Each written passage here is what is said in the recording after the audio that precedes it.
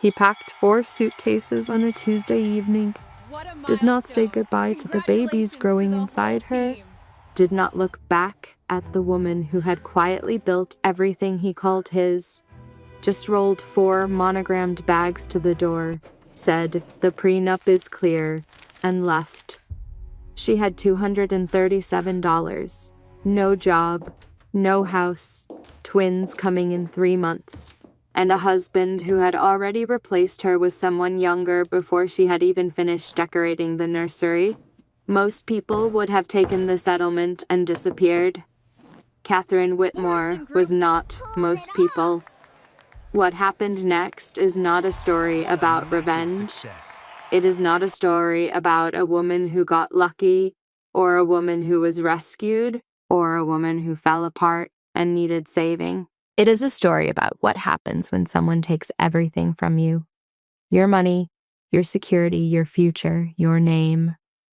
And you decide quietly, in the dark, on an air mattress in a 300-square-foot apartment, that disappearing is simply not something you are willing to do. 9 months after he walked out, she held 2 babies she had grown alone. 4 years after that, she rang the opening bell at the NASDAQ. $870 million. Built from nothing. Built from spite. No. Built from something much harder to manufacture and much more difficult to destroy. Stay with me, because this story is going to show you exactly how she did it, and why the most dangerous thing Brandon Ashford ever did was underestimate the woman he left behind. Lesson statement. This story is proof that being left is not the same as being lost, and that the life someone tries to take from you can become the foundation of everything you build next. Meaning and value. What Catherine's story gives you is not just drama. It is a blueprint for what resilience actually looks like when it is not pretty, when it is an air mattress and a laptop and a business plan written at 3 in the morning because giving up simply never made the list. If you have ever been told you are not enough, if you have ever watched someone take credit for your work, if you have ever started over from a number so small it felt like a joke, this story is for you. It is a reminder that the people who try to erase you are counting on your cooperation, and you do not have to give it to them. If the story stayed with you, if Catherine's refusal to disappear hit something real, do something small right now. Hit the like button. It takes 1 second and it tells me that stories like this matter to you. Drop a comment and tell me which moment stopped you cold. Was it the $237, the air mattress business plan, the moment she rang that bell with her babies on her hips? Share this with one person in your life who needs to hear it right now. You know who they are. Send it without explanation. They will understand when they watch it. And if you are new here, subscribe. Every single week I bring you stories of real resilience, of people who were written off and refused to accept the ending that was handed to them. You will not regret staying. This community is built on one belief, that how a story starts is never the whole story. Neither is yours. The trading floor of the NASDAQ is loud in a way that gets inside your chest. Catherine Whitmore had been warned about that. She had been warned about a lot of things in her life. Wear sunscreen, read the prenup, do not marry a man who introduces you to his mother as my girlfriend for the first 14 months of a relationship. She had listened to approximately none of it, but she was listening now. She stood at the podium in a navy blazer she had bought off a clearance rack 18 months ago and had dry cleaned exactly once, and she held the hands of 2 4-year-olds who had no idea what was happening but were deeply committed to being present for it. Elijah was fighting his clip-on tie with the focused aggression of someone who had personal beef with formal accessories. Meredith was holding her stuffed rabbit, Biscuit, with one hand and Catherine's fingers with the other, surveying the crowd with the calm authority of a small person who has assessed this situation and found it acceptable. Behind her, Diane Patterson, who had quit her law firm for her, who was now COO of everything they had built, who was crying behind very expensive sunglasses indoors. In the front row, Marcus Webb, who had believed in her when she was broke and horizontal on an air mattress in a 300-square-foot studio apartment. On the board above her head, Morrison Group, opening at $32 per share. Valuation, $870 million. Catherine looked at the camera. She thought about 4 years ago. A Malibu house with an infinity pool. 4 leather suitcases by the front door. $237 in her bank account. Twins she had not yet met growing inside her, depending on her, not yet aware that the man who helped create them had already decided to leave. She thought about 3 a.m. on an air mattress with a laptop balanced on her pregnant stomach, typing a business plan because there was nothing else to do, and giving up was not something she was willing to put on the list. She thought about everything it had cost, everything it had built. She rang the bell. The floor erupted. Elijah stopped fighting his tie long enough to clap, because everyone else was clapping. Meredith looked up at her and said, very seriously, "Mama, are we rich now?" Catherine picked her up, picked Elijah up too, one on each hip, the way she had learned to carry the world. "We're secure," she said. "That's better." 3 years and 8 months before the bell, on a Tuesday evening in October, Catherine Whitmore pulled her car into the driveway of the house in Malibu and noticed that something was wrong before she had turned off the engine. She could not have said exactly what it was, not the light, which was warm through the front windows the way it always was at 7 in the evening. Not the garden, which was the same as it had been that morning when she left for her OB appointment. Not any single observable detail.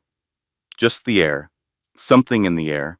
She sat in the car for a moment with her hands still on the steering wheel, her doctor's voice still warm in her memory. Healthy heartbeats. Good growth. Everything looks perfect, Catherine. The babies are doing wonderfully. She had driven home from that appointment thinking about paint colors for the nursery. She had narrowed it down to soft peach or pale yellow. She had been leaning toward peach.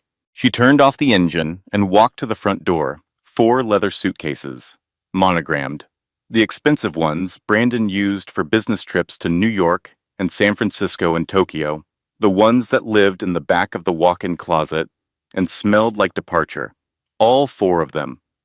Together. By the door. Catherine stood on the threshold and looked at them the way you look at something that does not make sense, waiting for your brain to catch up. "Brandon?" Her voice came out smaller than she wanted. She pressed her hand against her belly, the automatic gesture she had developed over the past 6 months. The babies were quiet, which meant they were probably sleeping, which meant this was not the moment she would have chosen for whatever this was. He appeared at the top of the stairs, freshly showered, collared shirt, the cologne she recognized as the one he wore for important meetings, for dinners at places with dress codes, for impressing people. The cologne he had not worn for her in 8 months. He descended without looking at her. His eyes were on his phone, which was lit up with a text thread he did not offer to explain. "We need to talk," he said. She knew. Standing there in the foyer of the house she had decorated and maintained and made warm for 4 years, 6 months pregnant, and still wearing the flats she had put on that morning when she believed this was going to be an ordinary Tuesday, she knew. Her hands pressed harder against her belly. "What's happening?" she asked. The words felt stupid in her mouth. She already knew what was happening. She just needed him to say it. Brandon set his phone face down on the console table. He looked at her the way she had seen him look at employees he was letting go. Blank, professional, the face of someone who has made a decision and is not inviting discussion. "I'm leaving," he said. "I've already filed." The world tilted. She reached for the doorframe. "Filed what?" "Divorce papers. My lawyer will contact yours. If you don't have one, get one." "We're having babies," she said. "Our babies. In 3 months. I know the timeline." His phone lit up again. He glanced at it. Something moved across his face. Not guilt, she would think later. Not even discomfort. Something more like impatience, the way you look at a delay between where you are and where you want to be. Is there someone else? She hated how her voice cracked on the question. Hated that she was asking it. Hated that she had to. That's not relevant. "Brandon."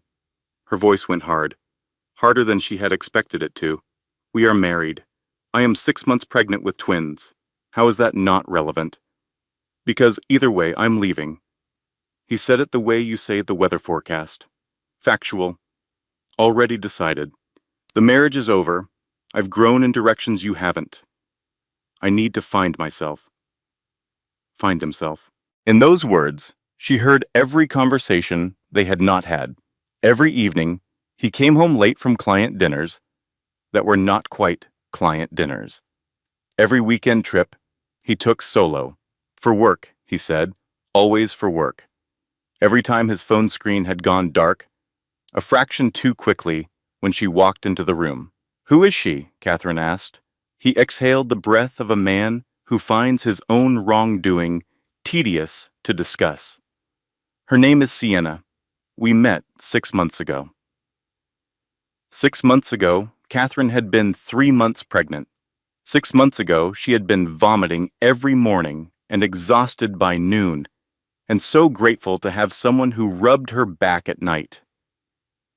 6 months ago, she had believed, with the trusting certainty of someone who had given everything she had to a marriage, that the man rubbing her back was doing it because he loved her. She made it to the couch, sat down carefully.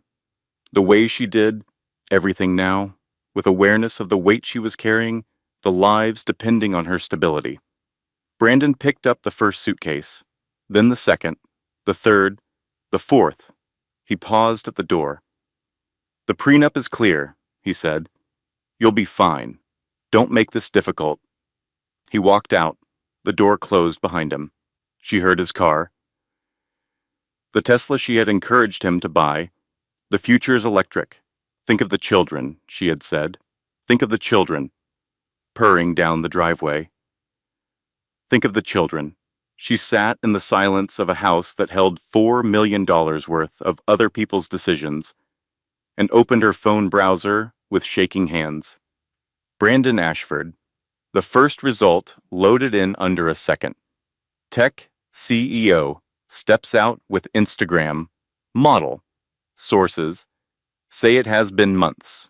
The photo showed Brandon with his arm around a young woman, blonde, 20-something, dressed for a camera, the particular kind of beautiful that photographs well and does not require effort to maintain.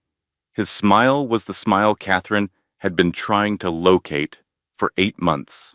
Wide, unguarded, present. She clicked the article. She read it. She scrolled through the photographs, 6 months of them, time-stamped and public, a relationship that everyone had apparently known about except her. She read the comments. She should not have read the comments. She put her hands on her belly. The babies were moving now, slow, rolling kicks, reassuring in the way of people who do not yet know enough to be frightened. Sharp pain, abdomen, tight, rhythmic. She dialed 911. The paramedics arrived in 12 minutes. Braxton Hicks, the ER doctor, told her 2 hours later, false labor, very common with twins, very common with stress. Your babies are fine, both heartbeats strong, but you need to manage your stress levels. Is there someone who can stay with you tonight? Catherine looked at the ceiling tiles and counted them. 47. She plugged in her dead phone. It loaded 37 missed calls from one number. She pressed call. Diane Patterson answered on the first ring. Cat? Thank God. Where are you? Hospital. False alarm. I'm getting on a plane. Don't sign anything. Don't talk to anyone. 4 hours. Can you hold on for 4 hours, Sol? Catherine looked at the monitors beside her bed. 2 heartbeats. Steady. Consistent. Refusing to stop. Yes, she said. Diane Patterson arrived at 2 in the morning, wearing a Patagonia vest over pajama pants, with a rolling suitcase and lipstick that was, somehow, completely intact. She took one look at Catherine in the hospital bed and crossed the room in 4 steps and pulled her into a hug that said everything words would have done badly. Then she sat down, pulled out her phone like a weapon, and started taking notes. Credit cards. Frozen. Joint accounts.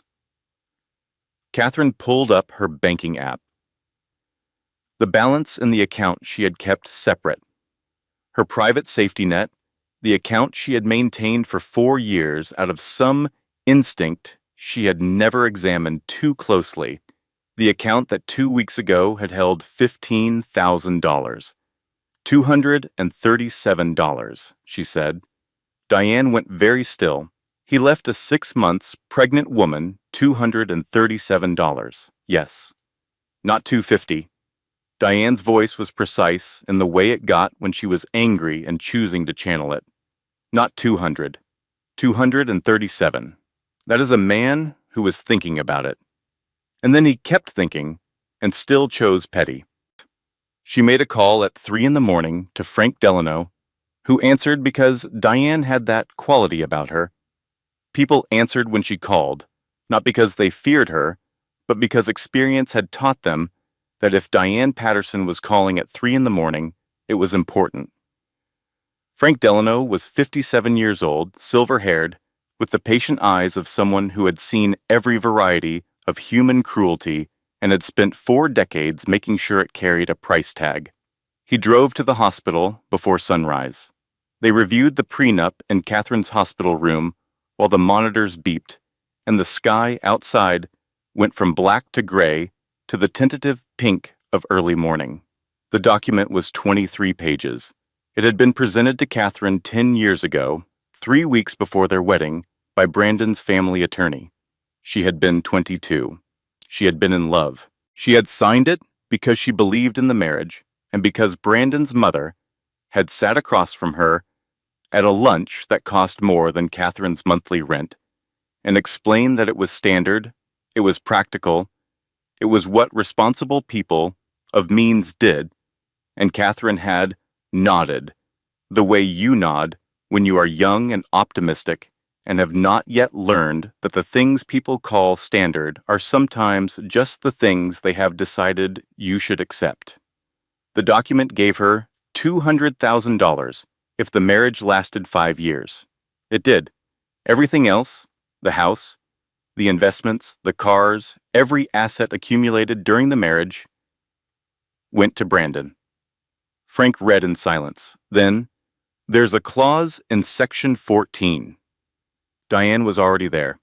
Infidelity prior to filing. If either party commits adultery before the divorce papers are filed, the agreement is void. Community property, 50-50 split. He's been with this woman for 6 months, Catherine said. We need to prove it, Frank said. Photographs are a start. We need financial records, documentation. A timeline that predates the filing. How do we get that? Discovery, subpoenas. We make noise and then we see what noise dislodges. He looked at her over his reading glasses. People who believe they are untouchable make mistakes. And from everything you've described, your husband is a man who has believed he is untouchable for a very long time. And they discharged Catherine at 6 in the morning. Diane drove her home in a rental car. The house was exactly the same. This was the first thing Catherine noticed. How precisely ordinary it looked, how nothing in it had rearranged itself to mark the ending of things. The cream couch was still the cream couch. The framed photographs were still on the walls. The nursery down the hall was still half painted, pale peach on 2 walls, roller leaning against the third, waiting for her to come back and finish. She walked past it without stopping. In Brandon's office, she opened the filing cabinets. She was not sure what she was looking for. She told herself she was looking for financial records, for anything that might help Frank and Diane. But what she found was different. Board meeting minutes, 4 years old. She pulled them out, read by the light of the desk lamp. Brandon Ashford presented the quantum rebrand strategy. Board unanimously approved. Budget of $2 million allocated. She stopped. She knew that strategy.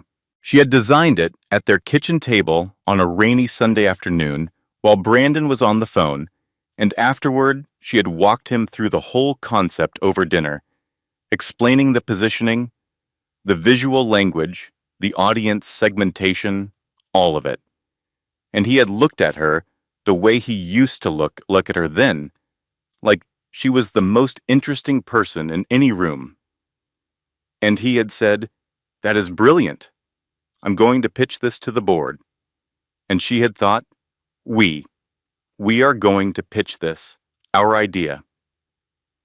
There were more, campaign after campaign, strategy after strategy, her ideas, her frameworks, her thinking, all of it presented to boards and clients and investors under his name, all of it celebrated as his vision.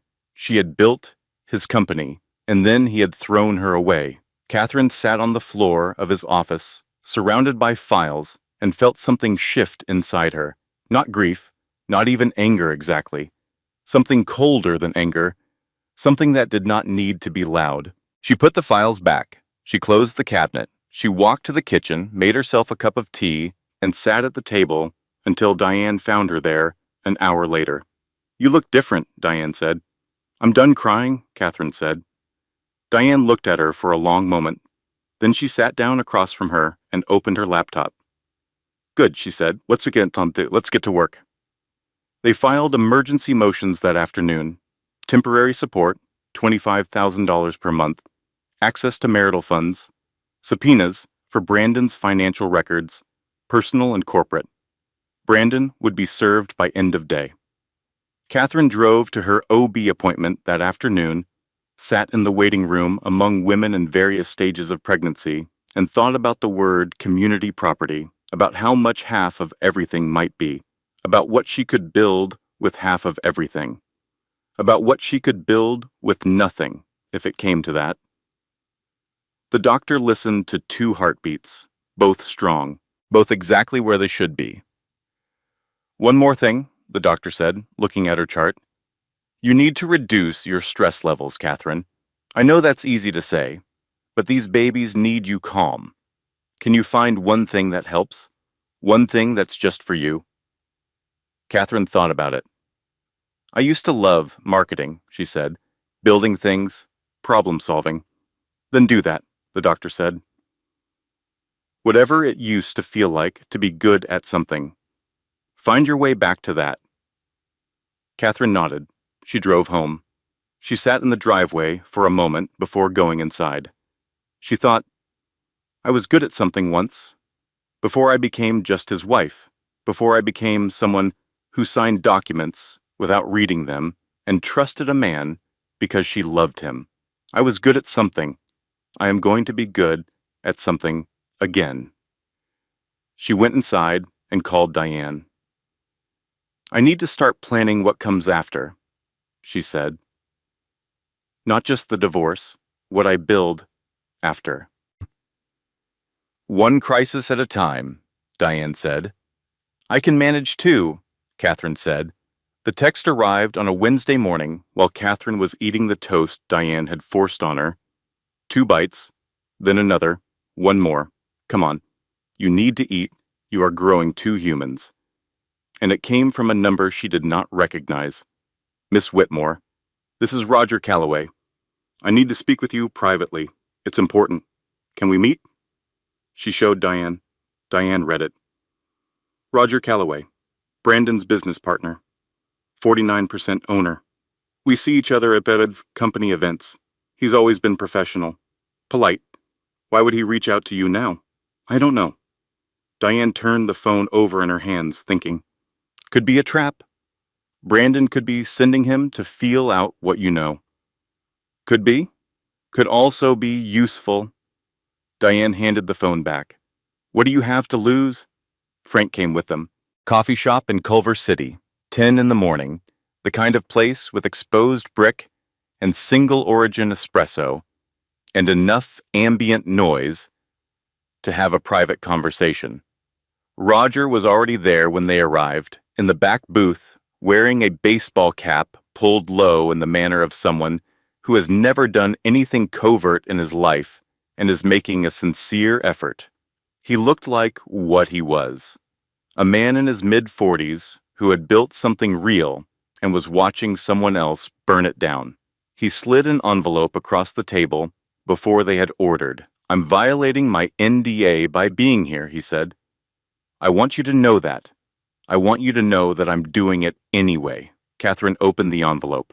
Inside, payroll records, expense reports, hotel receipts, all printed cleanly, all date-stamped, all meticulous in the way that financial records are, when someone has been careful about everything, except whether they would eventually be seen. Frank took the documents and read. His expression moved through several phases before settling somewhere that Catherine had learned, over weeks of watching him work, meant he was pleased but disciplined about showing it. Sienna Blake, he said. Marketing consultant, $20,000 per month. She's not a marketing consultant, Roger said. She has never consulted on anything. She is a line item. $20,000 a month for 8 months. Frank did the math. $160,000. That's not all? Roger leaned forward. The apartment she lives in downtown. Luxury building, 22nd floor, city views. That apartment is leased to Ashford Technologies. Listed as corporate housing for visiting executives. He paused. Sienna is the only person who has ever lived there. $7,500 a month. Business trips, Frank said, flipping to the next page. Paris, Tokyo, Sedona, all documented as client meetings, all with a second airline ticket, business class, charged to the company account, 5-star hotels, spa charges, restaurant dinners for 2, all expensed. Roger looked at the table. I have been counting. Total, across 8 months, close to $400,000. The table was quiet. Outside, someone ordered a latte. The espresso machine ran.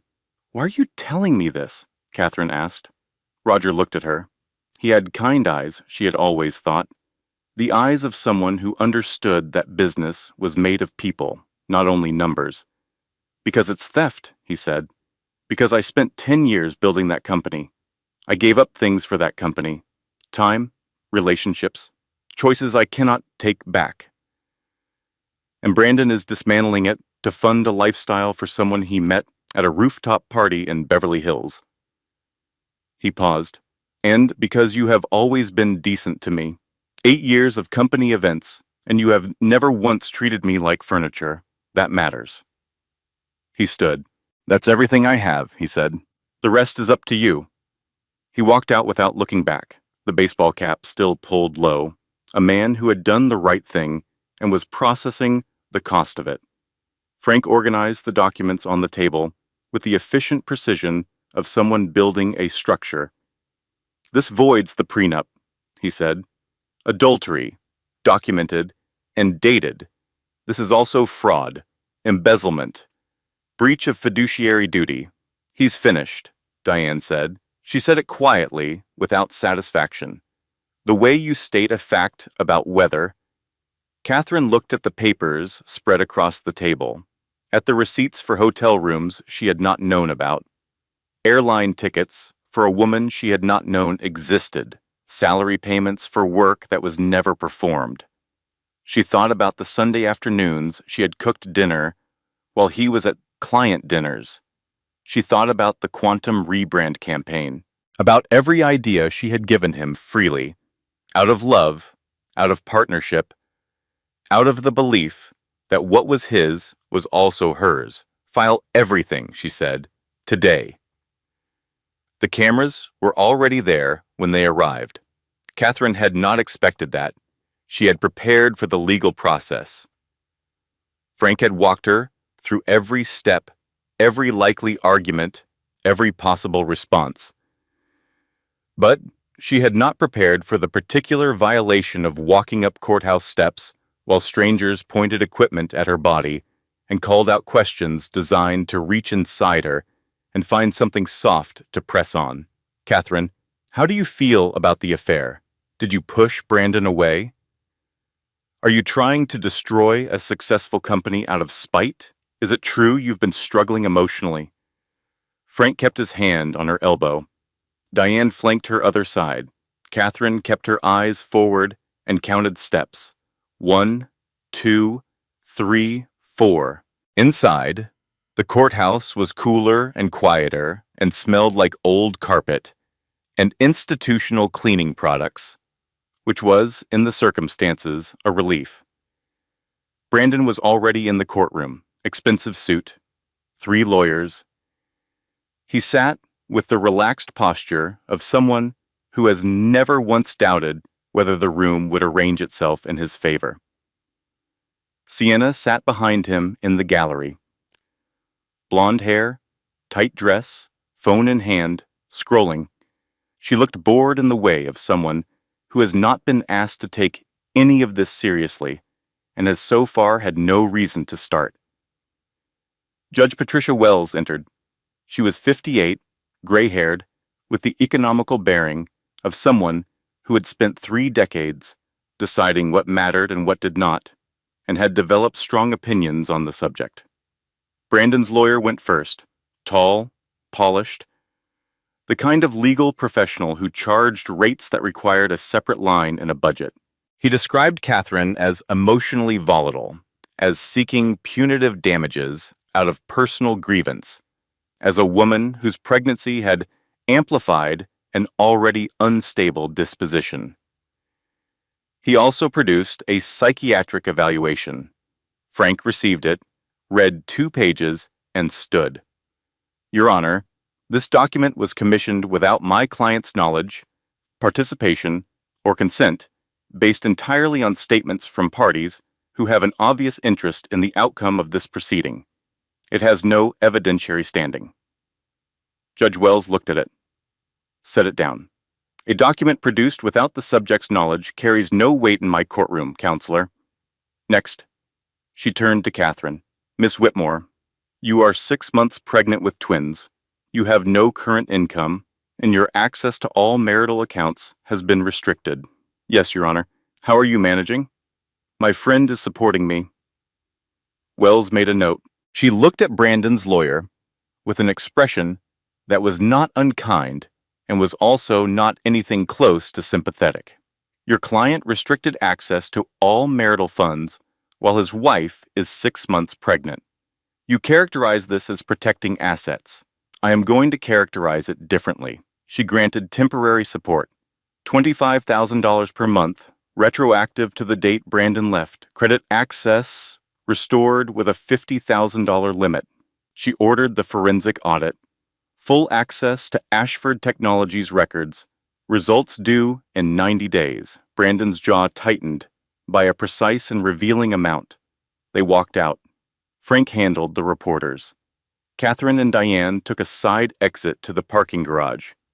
In the car, Catherine sat in the passenger seat for a full 30 seconds before she spoke. Did that actually happen? She asked. It happened, Diane said. We won. We won. Diane turned the key. The engine started. She did not move yet. I told you so, about the prenup. I want that acknowledged. Catherine laughed.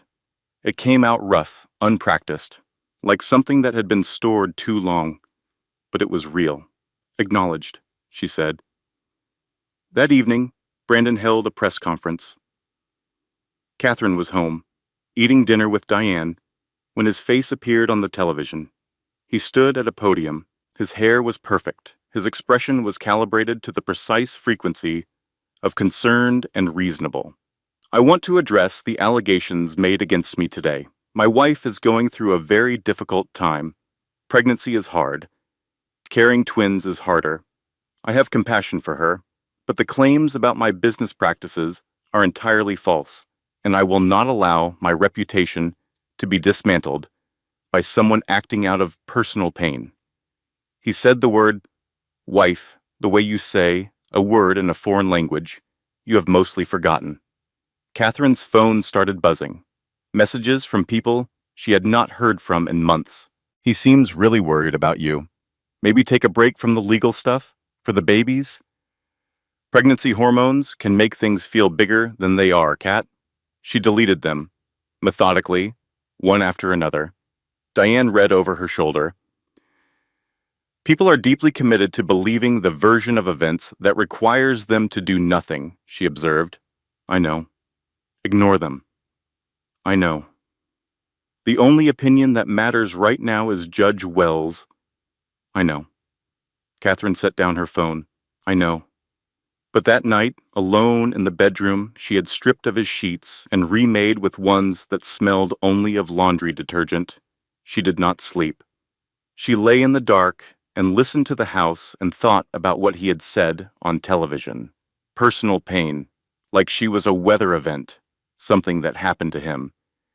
She got up, found cleaning supplies, scrubbed the kitchen floor. At 2 a.m, Diane found her on her hands and knees, working on the grout with a toothbrush. Cat, the grout was bothering me. The grout is fine. You need to sleep. I'm not tired. Diane knelt beside her, took the toothbrush, helped her up, walked her back upstairs, and lay down beside her, in the dark, the way she had probably done in their college dormitory 20 years ago, holding her hand without making a production of it. I'm so tired, Catherine said. Not physically, just tired. I know, Diane said. Of everything, I know, but you're not done yet. And tomorrow, someone is going to call you. Who? I don't know yet, but something is about to break in our direction. I can feel it. Catherine closed her eyes. She slept. The call came on a Thursday morning while Catherine was making coffee. Real coffee now, because she had learned from a lactation consultant that moderate caffeine was acceptable, and because some battles could not be fought on chamomile tea alone.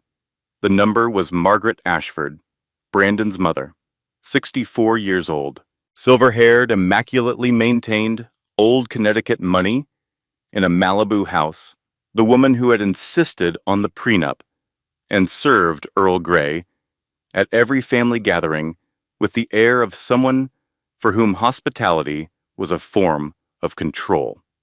Catherine almost did not answer. She answered. Catherine, Margaret said.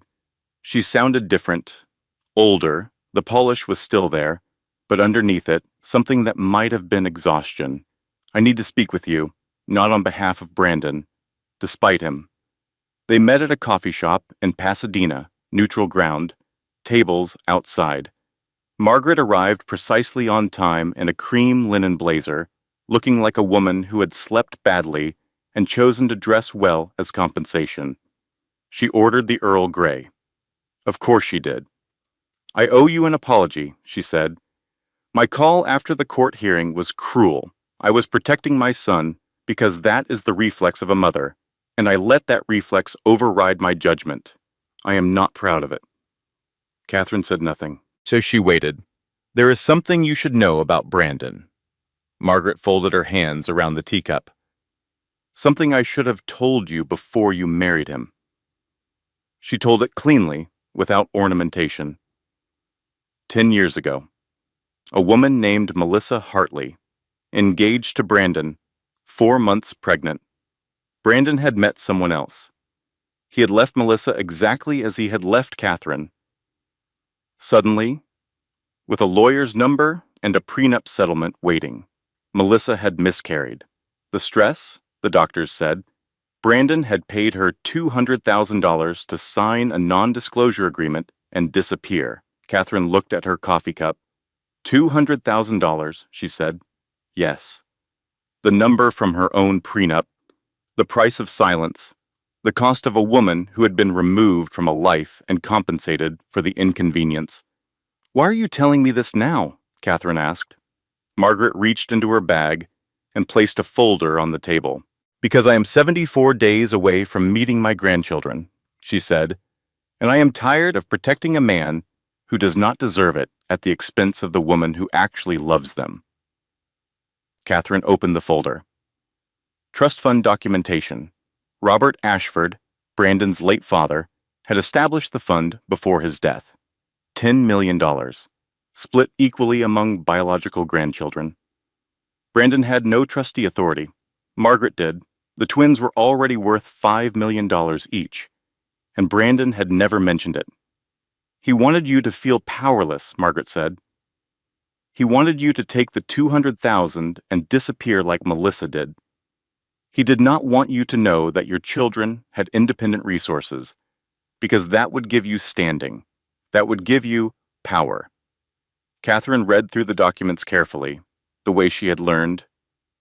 Too late, but still, to read everything. Why did he think this would work? She asked finally. Did he think I was that easy to erase? Margaret looked at her for a long moment. Her expression was complicated, in the way of someone's sorting through several true things to find the most honest one. He thought you were like Melissa, she said. He thought you were someone who would choose the path of least resistance because the alternative was too frightening. He was wrong about you. Were you wrong about me? Another pause? Longer? Yes, Margaret said. I was. I thought you were sweet and accommodating and fundamentally manageable. I did not understand that what I was reading as accommodation was actually patience. I apologize for that as well. They sat in the weak October sunlight for another hour, two women on opposite sides of a terrible situation, finding, unexpectedly, a corner of common ground.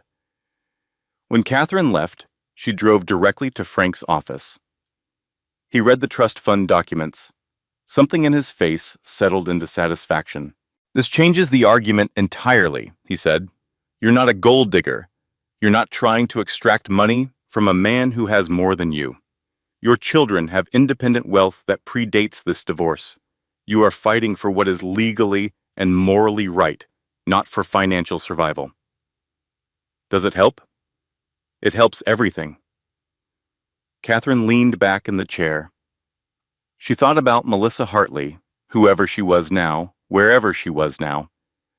Someone who had taken $200,000 and a non-disclosure agreement and disappeared because the alternative had seemed impossible.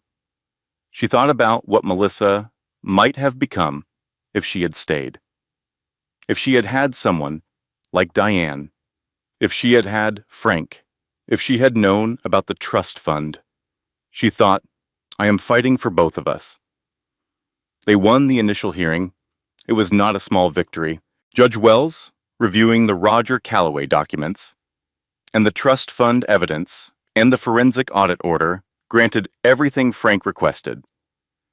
Temporary support, credit access, the audit, a ruling that the infidelity clause was applicable and that the prenup's validity was subject to further review.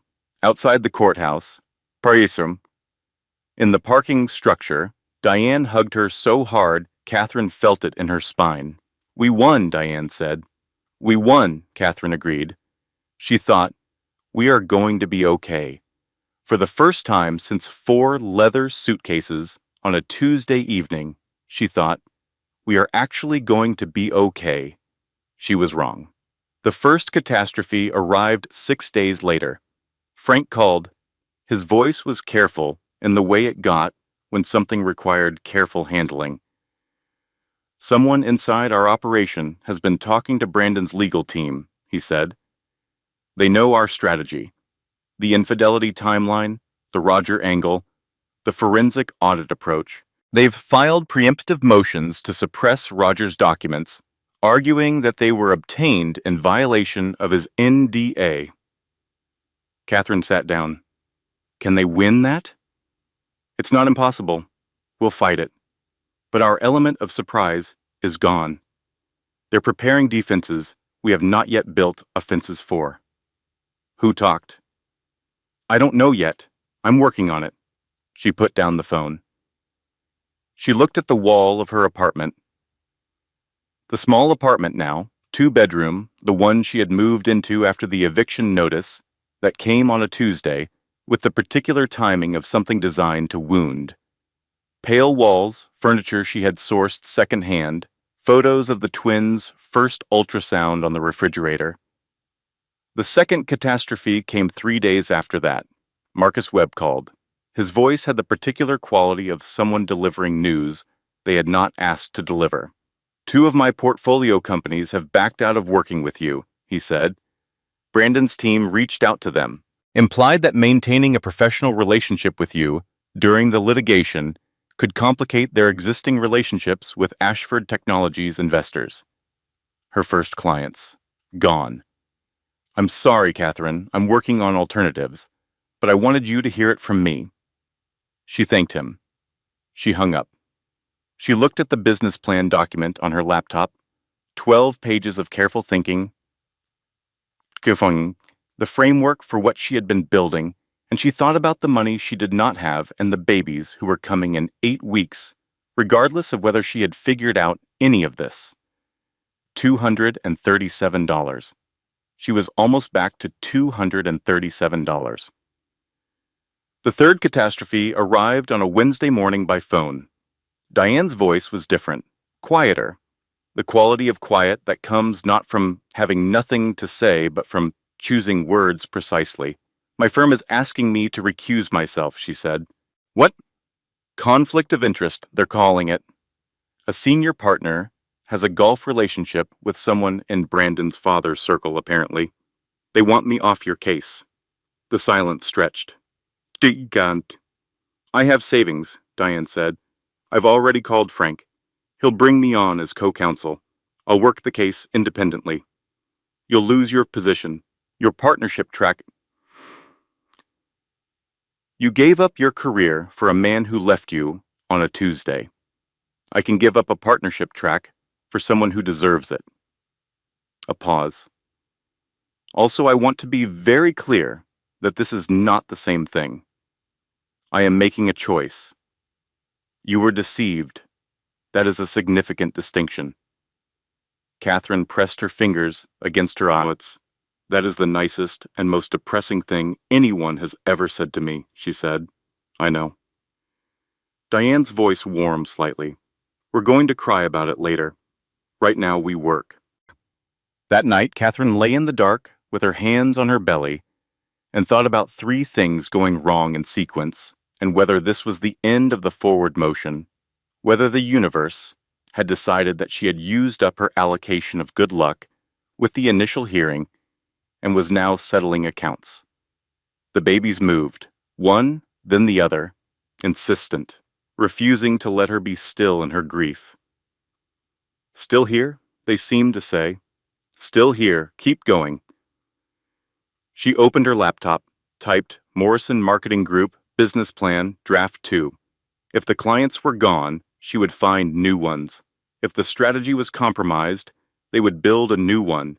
If the path was blocked, she would find the wall and climb it. She typed until 3 in the morning. Then she slept. The studio apartment was 300 square feet. This is not a metaphor.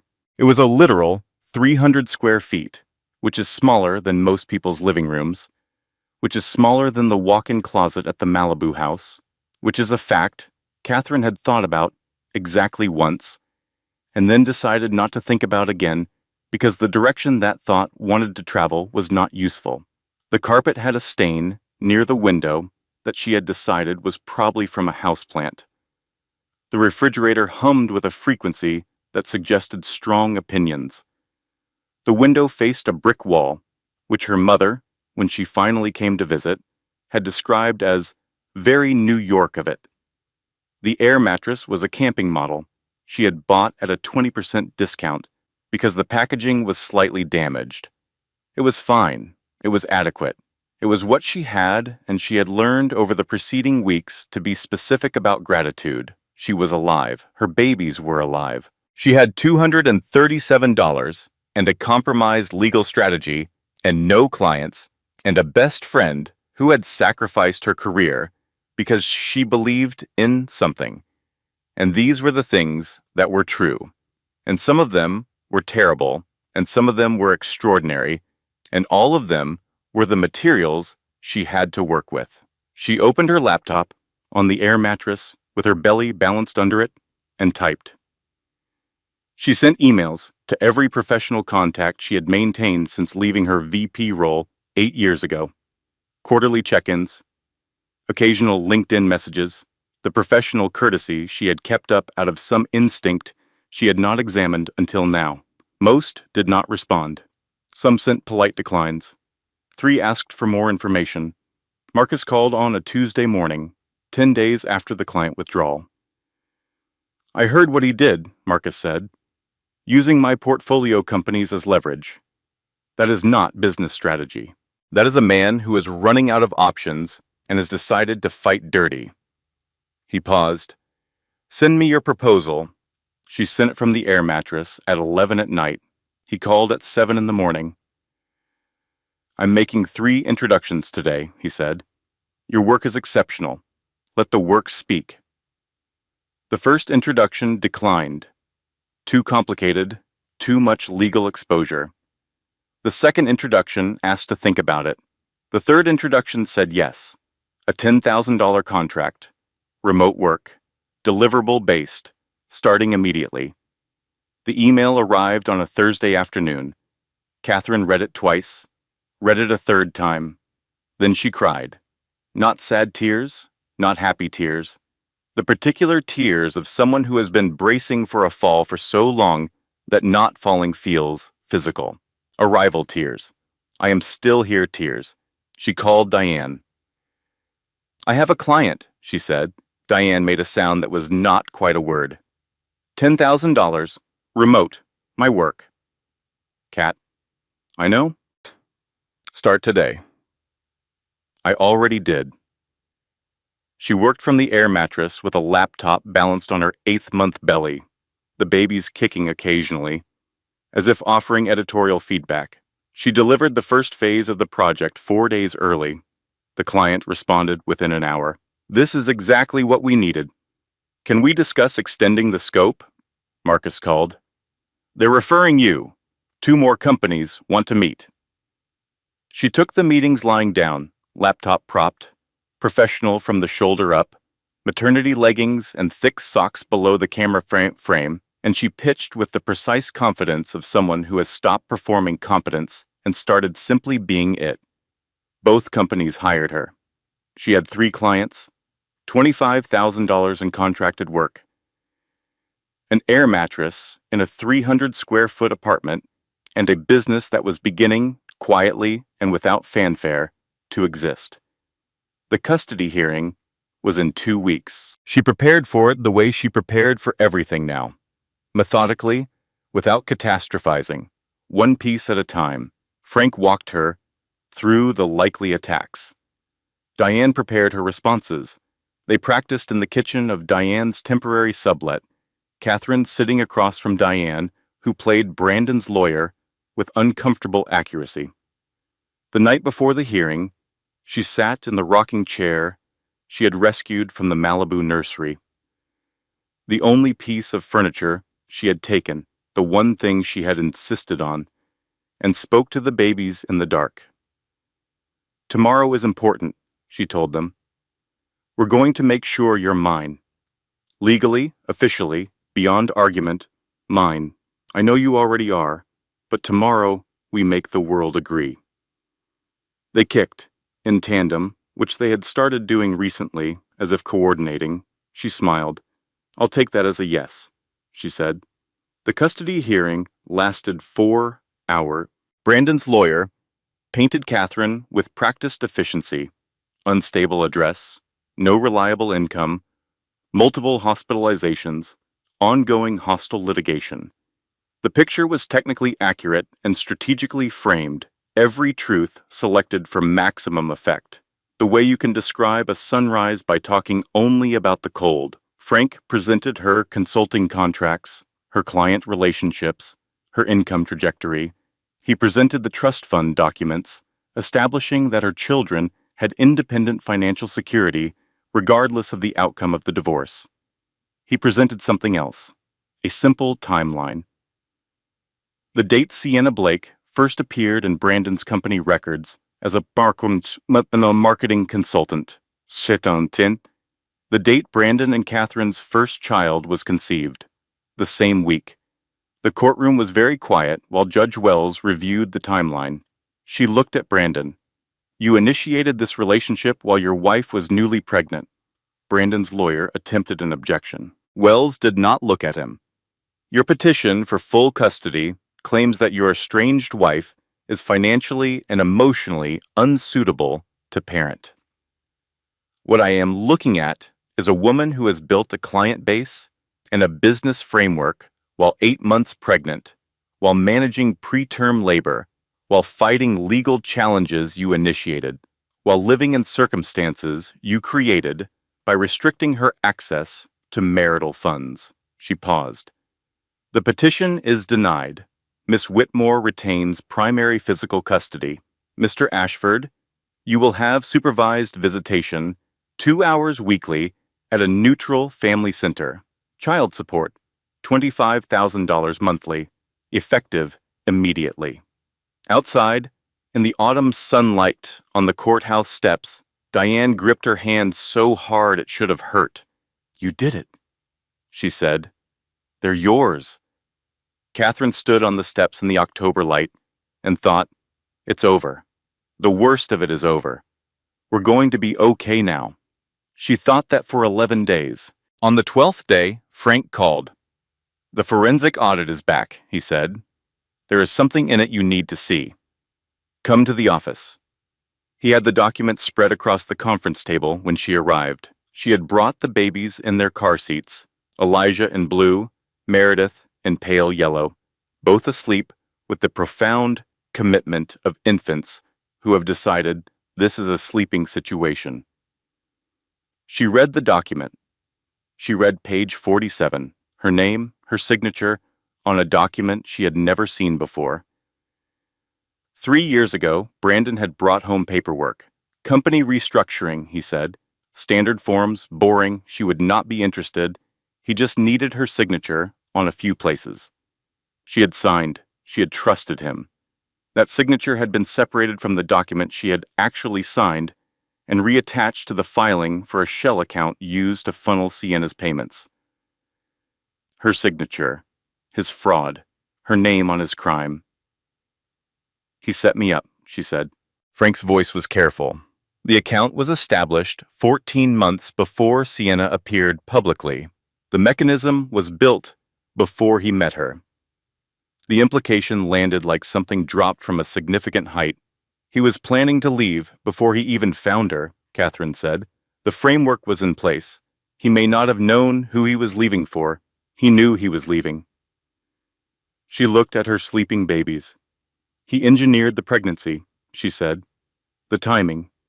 He put my name on the account while I was newly pregnant because he knew it would be useful later, as leverage, as a way to threaten me into settling. If his lawyers can make the co-signatory argument stick, what happens to me?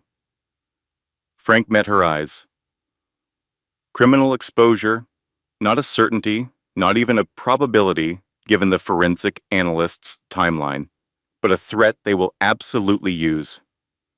Catherine looked at her daughter's face, at her son's, at the perfect, ordinary miracle of two human beings sleeping in car seats on the floor of a lawyer's conference room, trusting the world to hold them safe. She had not asked to be here. She had not chosen this.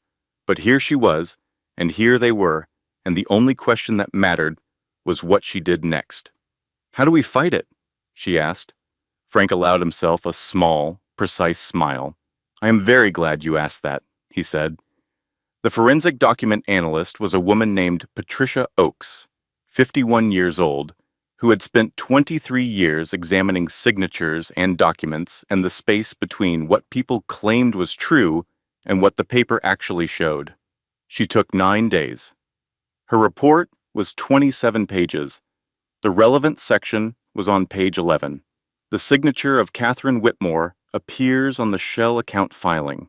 However, analysis of the binding margin, the paper fiber alignment, and the document dating indicates that the signature page was removed from its original document of execution and attached to the current filing.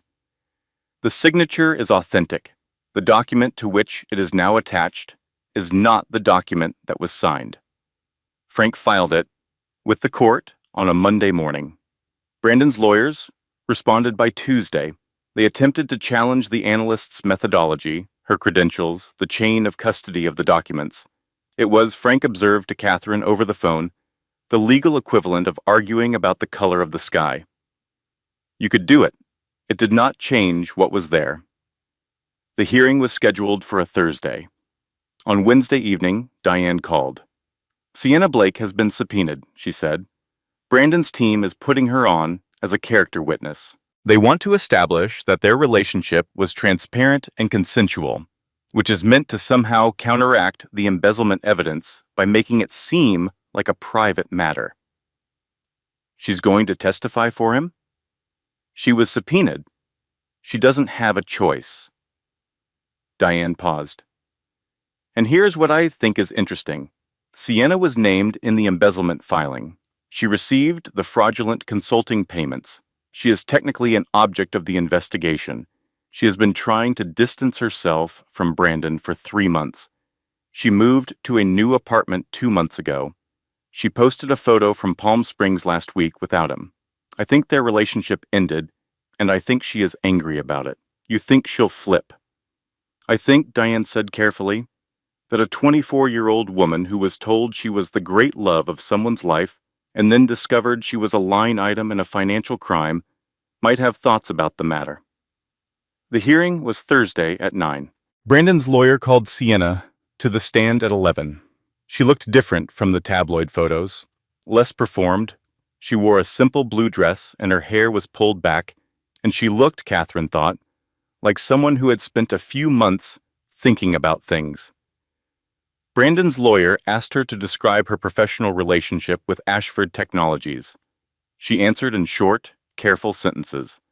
The lawyer moved toward the question he actually wanted, establishing that the relationship had been mutual, consensual, fully disclosed.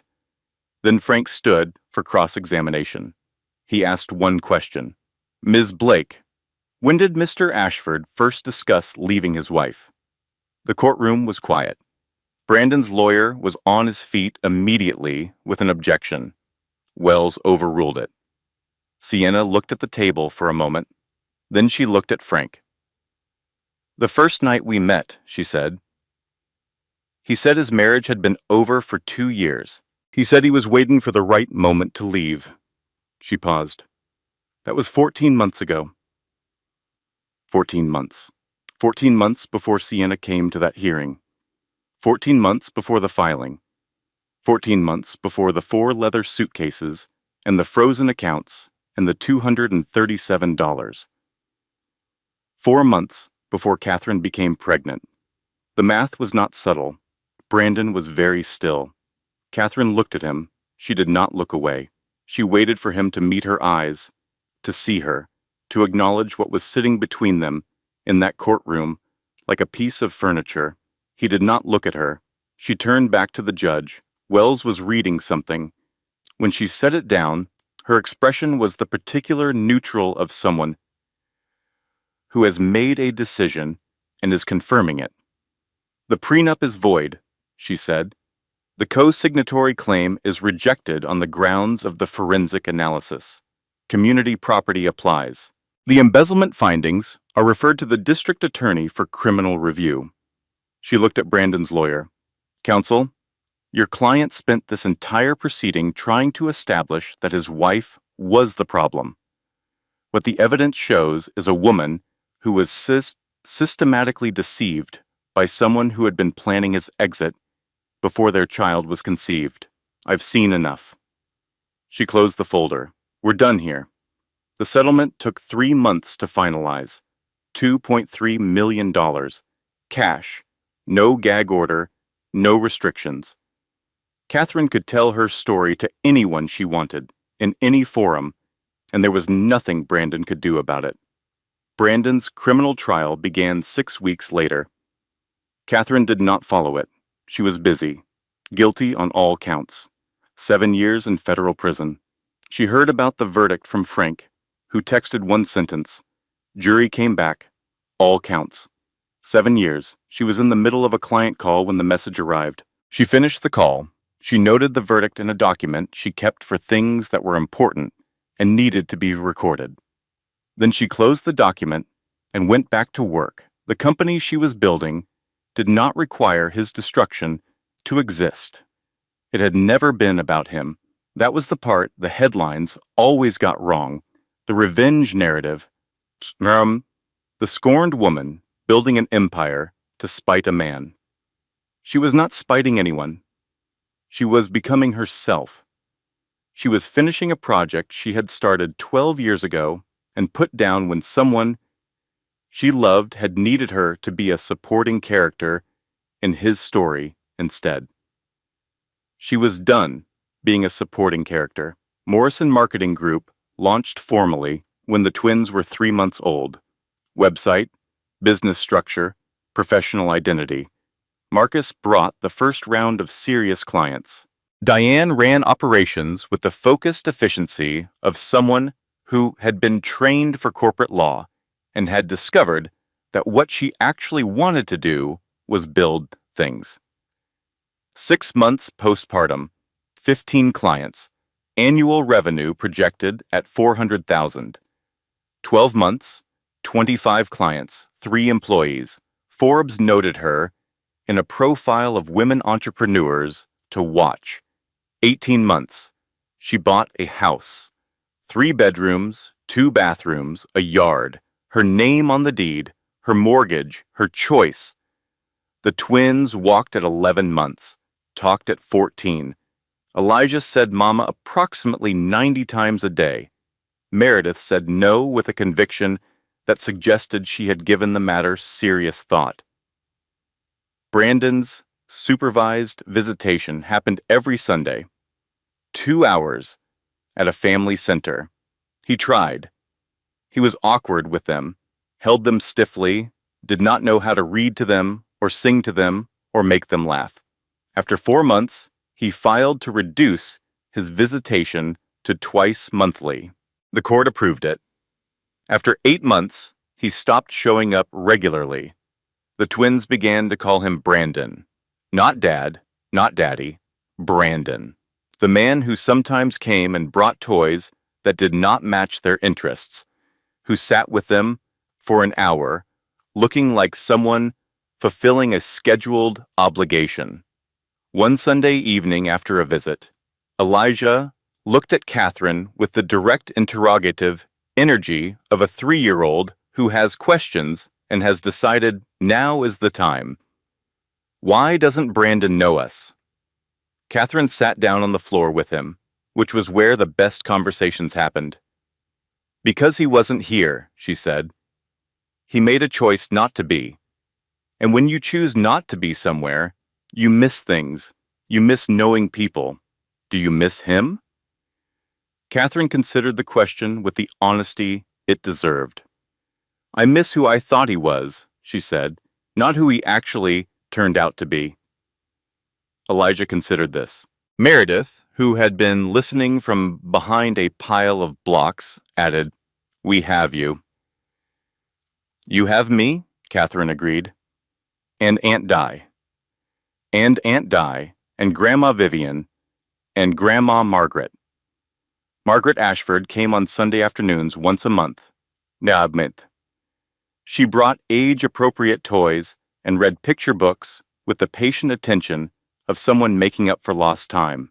She loved them fiercely and without condition, the love of a grandmother who understood that she was building something she could not buy back. 3 years after the custody hearing, Morrison Group filed for its IPO. Marcus led the investment round. Diane flew to New York for the roadshow. Catherine did interviews in a hotel conference room with Elijah and Meredith sleeping in a travel crib in the corner because the nanny had the flu and because she had long ago stopped apologizing for being a mother in professional settings. The day before the bell, she sat in her home office and opened the letter she had written to her children when they were 2 months old, saved in a folder she had labeled for later. She read it. She thought about who had written it. The woman on the air mattress in the 300-square-foot studio with $237 and 2 babies and a laptop and an idea. She thought about who was reading it now. She closed the document. She went upstairs and checked on the twins, who were asleep in their rooms. Elijah sprawled on his back, taking up the maximum possible space. Meredith curled with Biscuit the rabbit. Methodical and intentional, even in sleep, she stood in the hallway between their rooms and listened to them breathe. This was the thing the headlines would never be able to capture, she thought. Not the $870 million, not the Forbes profile or the NASDAQ bell or the victory over a man who had believed she would disappear quietly. This, the sound of 2 small people breathing in their rooms in a house that was hers, on a street she had chosen, in a life she had built from $237 and an idea and the particular stubbornness of someone who had been told she was not enough and had decided, quietly, to disagree. The bell was at 9:30 in the morning. Elijah fought his tie all the way from the hotel to the trading floor. Meredith held Biscuit and assessed the crowd. Diane cried behind her sunglasses. Marcus stood in the front row. The board lit up. Morrison Group, $32 per share. $870 million. Catherine rang the bell. The floor erupted. Meredith said, "Mama, are we rich now?" Catherine picked her up. Elijah reached up, and she picked him up too, one on each hip, the weight of them, the most grounding thing she had ever known. "We're secure," she said. "That's better than rich." "What does secure mean?" Elijah asked. "It means no one can take it away." He thought about this. He was 4 years old and thinking very hard. Not even Brandon? Not even Brandon. Meredith rested her head against Catherine's shoulder. She had been watching the trading floor with the calm attention of someone cataloging information for future use. "Good," she said simply. "The cameras found them. The photos would run in every business publication in the country. A woman in a navy blazer, 2 small children on her hips. The number on the board behind her, the expression on her face. Later, people would describe the expression differently. Some said it was triumph. Some said it was relief. Some said it was the particular look of someone who has finished something very long and very difficult and is allowing themselves, finally, to know it." Catherine would say, when asked, that she was not thinking about any of those things. She was thinking about 2 heartbeats on a hospital monitor, holding steady in a room where everything else had stopped making sense. She was thinking about 47 ceiling tiles. She was thinking about a woman who had started over at 32 with $237 and a decision not to disappear. She was thinking, "I told you we would be okay. I told you." Editorial disclaimer. The content of this story, including its narrative structure, character development, dramatic arc, and emotional framing, was researched, constructed, and manually edited by our team with the sole purpose of delivering meaning, inspiration, and genuine value to our audience. Every element was chosen with intention. We hope it reached you the way it was meant to.